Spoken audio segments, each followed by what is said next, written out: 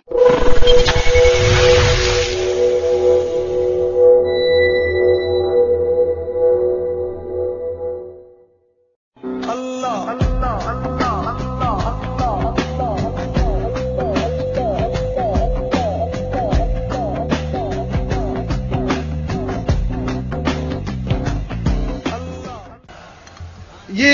دل والا علم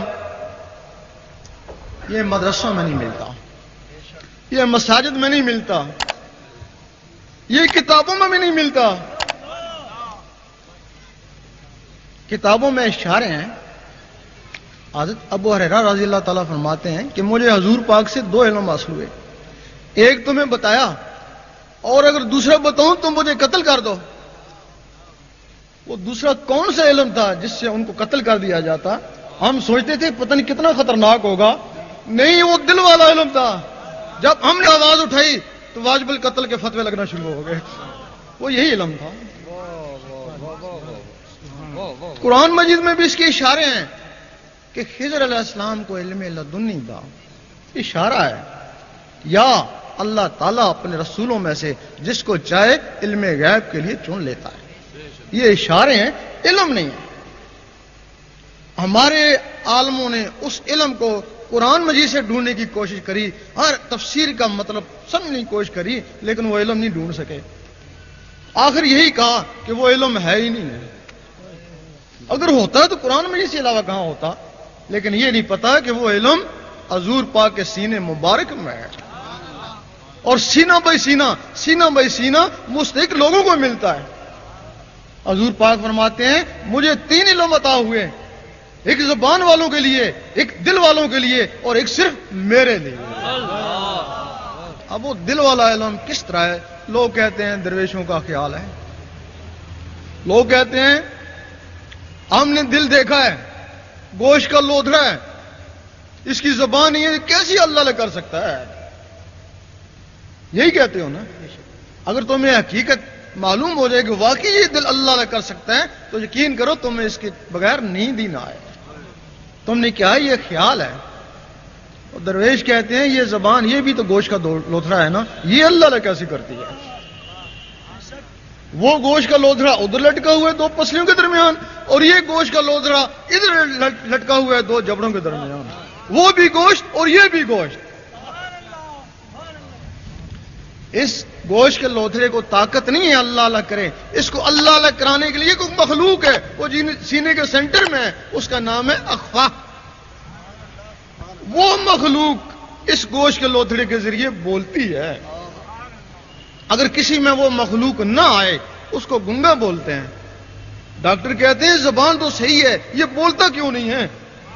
انسانوں اور جانوروں کا ان مخلوقوں کا فرق ہے۔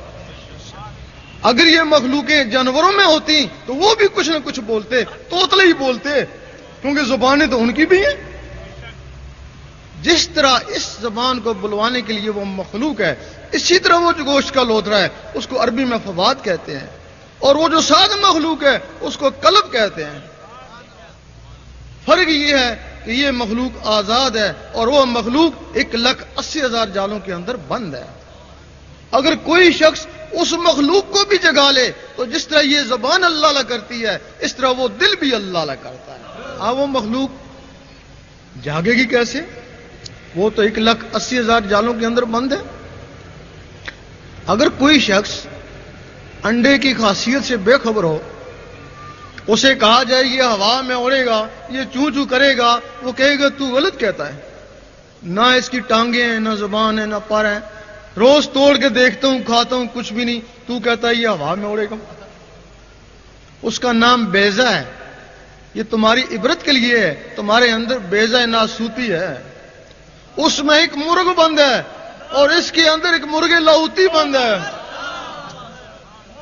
اس کو مرغی چاہیے اور اس کو مرشد چاہیے۔ مرغی کیا کرے گی؟ اس کے حساب سے اس کو گرمی پہنچائے گی، اور مرشد اس کے سینے کے حساب سے اس میں اللہ کا نور پہنچائے گا۔ جب وہ انڈا پھٹے گا اس کو کوئی نہیں سکھائے گا، بغیر سکھائے چوں چوں کرے گا، چوں چوں اس کی فطرت ہے۔ اور جب یہ پھٹے گا اس کو بھی کوئی نہیں سکھائے گا، بغیر سکھائے اللہ اللہ کرے گا، کیونکہ اللہ اللہ اس کی فطرت ہے. اس وقت آدمی کہے گا میں تو اللہ اللہ نہیں کرا, میرے اندر سے کوئی چیز اللہ اللہ کر رہی ہے, وہ اس کا قلب جاگ اٹھا.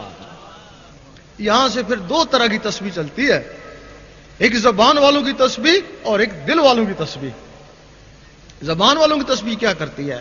وہ کرتی ہے ٹک, زبان کرتی ہے اللہ, وہ کرتی ہے ٹک, زبان کرتی ہے اللہ, یعنی اس کا کام صرف ٹک ٹک کرنا ہے. اب اس ٹک ٹک کے بغیر بھی اللہ اللہ کر سکتے ہیں تو کیوں انگلیاں تھکاتے ہیں؟ اس میں کوئی راز ہوگا نا.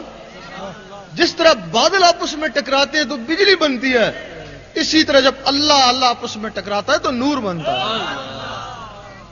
لیکن وہ جو نور بنا وہ انگلیوں میں, اللہ اللہ بھی باہر, وہ نور بھی باہر, دھیان بھی باہر. عبادت ہے, روحانیت نہیں ہے. وہ جو نور بنا وہ آپ تمہارے کام نہیں آئے گا, اگر کام آئے گا تو یوم محشر میں کام آئے گا, وہ وہاں جمع ہو جائے گا نا. اسی طرح کی ٹک ٹک تمہارے اندر ہو رہی ہے, وہ دل کی تسبیح ہے. اس دل کی تسبیح کے ساتھ یہ زبان اللہ اللہ نہیں ملا سکتی, وہ جو اندر قلب جاگ اٹھا وہ اس کے ساتھ اللہ اللہ ملاتا ہے. اب تم اس مخلوق کے استاد بن گئے کہ تیری تسبیح یہ ہے.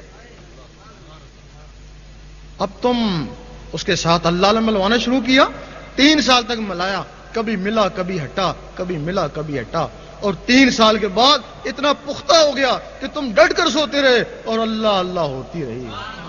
اس وقت سلطان صاحب نے فرمایا کچھ جاگ دے سوتے ہو, کچھ سوتے ہو جاگ دے ہو.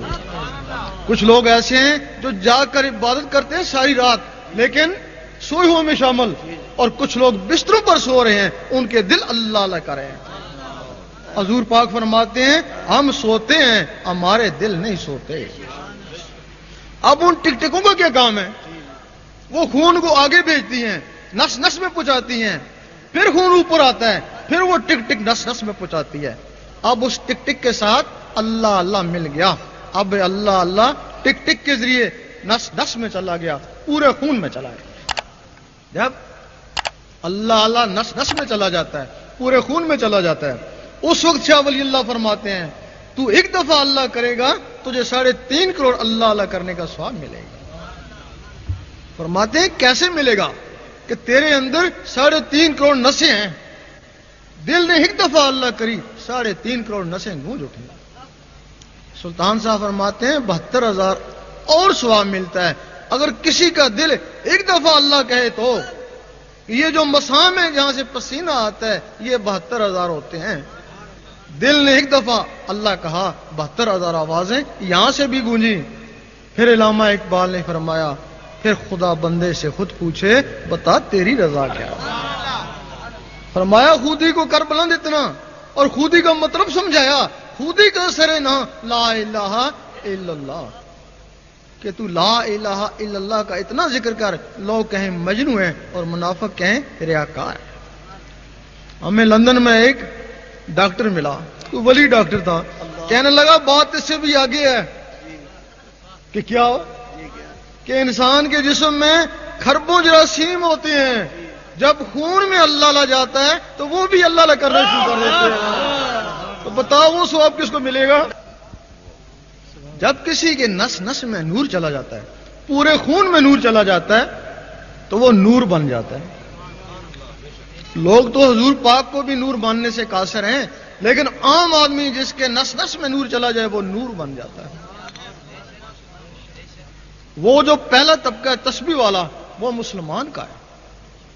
آپ دن رات تسبیح پڑھتے رہیں, نوافل پڑھتے رہیں, ان کا تعلق ظاہر سے ہے.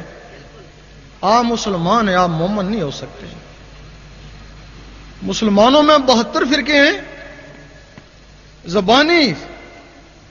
زبان سے سارے کلمہ پڑھتے ہیں, اس وجہ سے زبانی سارے ایک ہیں, دل سے تو ایک نہیں ہے نا. دل سے تو ایک دوسرے کے مخالف ہیں. اور مومن ان کی زبان بھی کلمہ پڑھتی ہے اور دل بھی کلمہ پڑھتا ہے. تو مومن کی تشریح ہے. اعراب نے کہا ایمان لے آئے, اللہ تعالیٰ نے فرمایا نہیں, ان کو کہو صرف اسلام لائے. مومن تب بنو گے جب نور تمہارے دل میں اترے گا. اگر آج کا مسلمان دل سے بھی کلمہ پڑھ لے تو پھر فرقہ واریت ختم ہو گئی نا. زبان سے بھی ایک, دل سے بھی ایک. پھر مومن نہیں کہتا ہے میں سنی ہوں, میں شیعہ ہوں, میں وہابی ہوں. مومن کہتا ہے بس امتی ہوں تمہارا یا رسول